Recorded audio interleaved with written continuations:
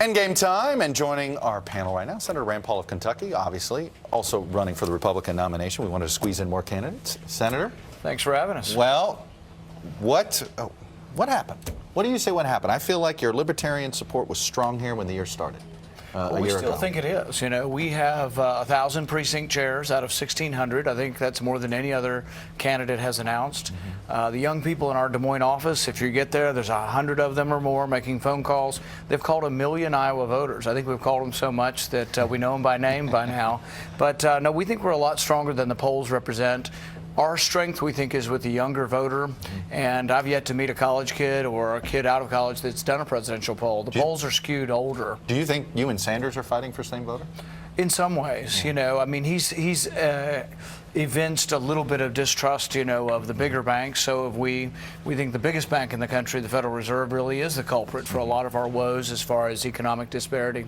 Senator, I want to play into your wheelhouse, if I can, for just a moment. What's been disappointing to me on the Republican side is that there's been almost no sophisticated discussion about how we're going to deal with the war in the Middle East. There's a lot of talk about the veterans. That's after they've served. They've come home badly wounded in many cases, psychologically and physically. But there's been no discussion about, in a sophisticated way, about how we're going to deal with this, what the consequences are, and no call for a sacrifice on the people who are at home. We have less than 1% of our population in uniform and in harm's way. Well, I think the most important thing, if you want to try to get to a point where we do defeat ISIS, it means you have to have a ceasefire in Syria. So for those who are saying let's bomb both sides, let's just call them John McCain, wants to bomb both sides of that war. So does Rubio. They want to bomb Assad and ISIS at the same time. I think that's a real mistake and won't lead to a solution. To those like Hillary Clinton and Rubio and others who say they want to have a no-fly zone over there and shoot down Russian jets. I mean, Christie's bragging about shooting down Russian jets.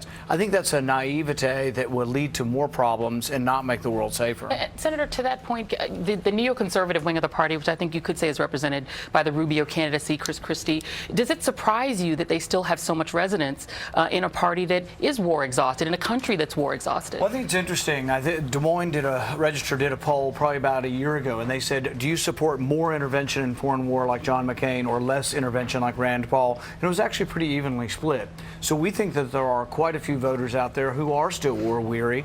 I think there are many who think also, has regime change worked? I think toppling Hussein made Iran stronger. I think toppling Gaddafi made radical Islam stronger in Libya. So I think there's a large argument, and I think we're actually winning the historical argument that toppling secular dictators in the Middle East has not made us safer, has actually made it more dangerous for us. Yeah. Jennifer?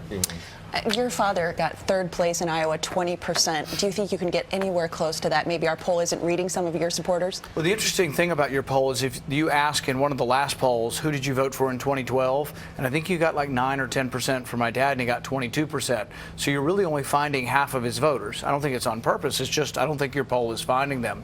I think the poll's not finding young people. It's also not finding independent voters that come and go in the Republican primary. And so I think we're going to surprise a lot of people on Monday. You know, I'm curious about the libertarian aspect of all of this, because when I go to Trump rallies, I see a lot of libertarians there, and I'm just wondering about that crossover appeal and if that's hurt you at all. You know, I think most libertarians or libertarian-leaning people like myself, we don't want to make the sand glow. We don't want to carpet bomb the Middle East. We understand that if you have indiscriminate bombing over there, you may create more terrorists than you actually kill. So I think our voters are consolidating. I think audit the Fed was a defining moment for Ted Cruz not showing up for that vote. It's going to hurt him with us losing any Liberty voters to him.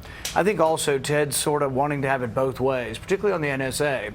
You saw his response in the debate to Rubio. Rubio said, oh, you voted for the NSA reform. You're voting to weaken the NSA. And Ted responded with, oh, no, I want the government to collect 100% of your cell phone records. And it's like the Liberty voters, we cringe when we hear people like Ted Cruz saying they want to collect all of our records. We don't want the government in the business of collecting our phone records. What do you got to do Monday night that says, I'm going to New Hampshire? I think we have to be above expectations, and we have to do very, very well. I've said that from the very beginning. You know, we've been sort of pushed out of the news cycle a little bit, if you haven't noticed. And it happens. It gets pulled. I'm not. Yeah. There's a lot of candidates out there, yes. But no, we have to exceed expectations, and we have to do very well in Iowa. But you know, we're already moving up. We're 5th in the Des Moines Register poll consistently, but we think we might get twice as much as what's in there, 3 times as much. So we think we can do much much better than expected.